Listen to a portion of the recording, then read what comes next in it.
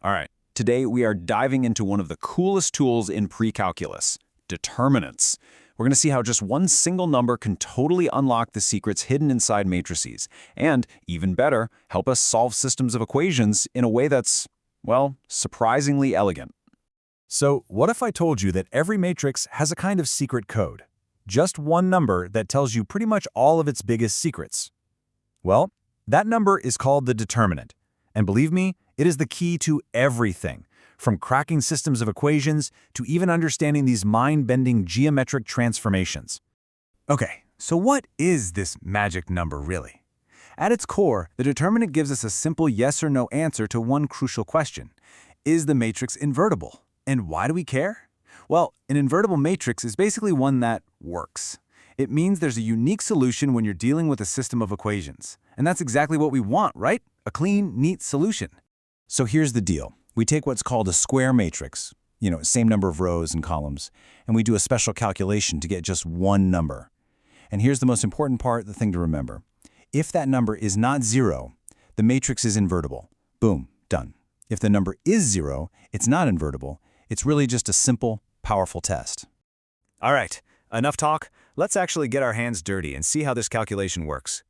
We're going to start with the most basic case, the good old 2x2 matrix. Seriously, once you nail this one, everything else just builds right on top of it. And you're going to love this because the formula is so simple.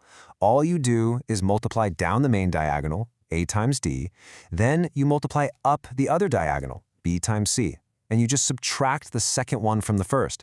That's literally it. Just remember, down minus up. Easy. Okay, let's try one out. Look at this matrix, 3, 2, 1, and 4. So, first step, the main diagonal, 3 times 4, that gives us 12. Got it?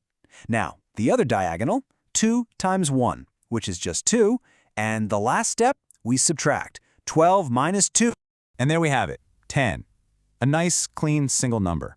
And because 10 is obviously not 0, we know right away, instantly, that this matrix is invertible. See?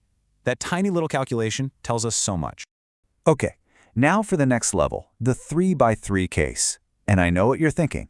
Oh no, a huge complicated formula is coming. But nope, it's actually a really clever trick.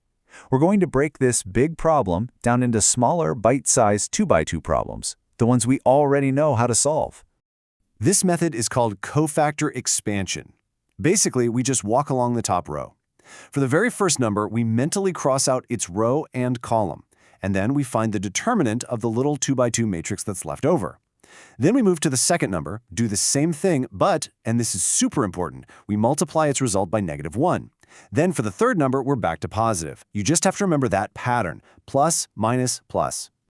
So let's see this in action with a real matrix. We take the first number, 1, and multiply it by the determinant of its little submatrix, which happens to be 24. Next, we move to the 2. But remember the pattern. It's -2 times the determinant of its submatrix, which is -5. And finally, back to plus for the 3. So plus 3 times its determinant, which is -4. Now we just do the math. We have 24, then a -5 becomes +10, and then -12.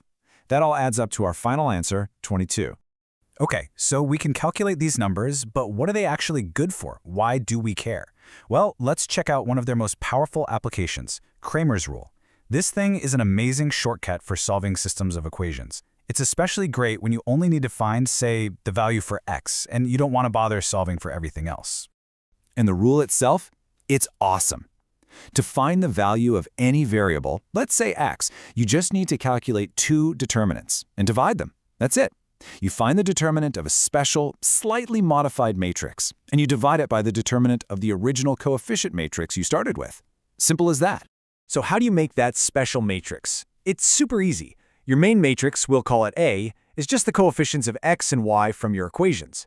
Now, to find x, you create a new matrix, let's call it AX. You do this by taking the column of constants from the other side of the equal sign, here it's 8 and 1, and you swap out the x column with them. If you want to find y, you do the exact same thing, but you swap out the y column instead. See? You just replace the column for the variable you're solving for. Okay, now we just put it all together. Let's calculate those determinants. The determinant of our main matrix A is -5. The determinant of AX turns out to be -11. And the determinant of AY is -6. To get the final answers, we just divide. For x, it's negative 11 divided by negative 5, which cleans up to 11 over 5.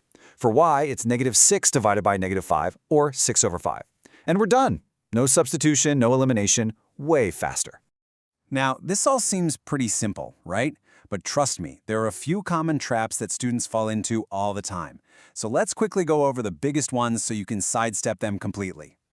Okay, the number one mistake, I see it all the time, is messing up the signs in the 3x3 expansion. It feels so natural to just add everything up, but you have to remember to alternate the signs, plus, minus, plus. That little checkerboard pattern is non-negotiable if you want the right answer. So let's recap the top 3 pitfalls to watch out for. Number 1, those sign errors in the 3x3 calculation. Always plus, minus, plus. Number 2, trying to use Cramer's rule when the main determinant is 0. You can't divide by 0, right? So if that main determinant is 0, Cramer's rule is off the table. And number 3, swapping the wrong column. Just take an extra second to double-check that you're replacing the correct column for the variable you're trying to find. All right, we've been deep in the numbers and the calculations, but I want to bring this full circle, back to that idea of a secret code. Because it turns out the determinant isn't just some abstract tool for algebra. It actually has this beautiful and kind of stunning geometric meaning. So get this. If you think of the columns of a matrix as vectors pointing in space, the determinant suddenly becomes something you can see. For a 2x2 matrix, the absolute value of the determinant is the area of the parallelogram that those two vectors create. And for a 3x3, it's the volume of the 3D box-like shape they form. How cool is that? And this, right here, is the real aha moment. The determinant is literally a scaling factor for space. So if a matrix has a determinant of 2, it means it doubles the area of any shape it transforms. But what if the determinant is 0? That means the transformation totally squishes space, flattening it into a lower dimension. Think of it like crushing a soda can. And that's exactly why a matrix with a determinant of 0 isn't invertible. You can't uncrush the can. So from now on, when you calculate a determinant, I want you to see more than just a number. I want you to see a scaling factor, a measure of how a matrix stretches or squishes area and volume. And it really makes you wonder, right? If this is what determinants are doing, what other amazing geometric truths are just waiting to be discovered inside linear algebra?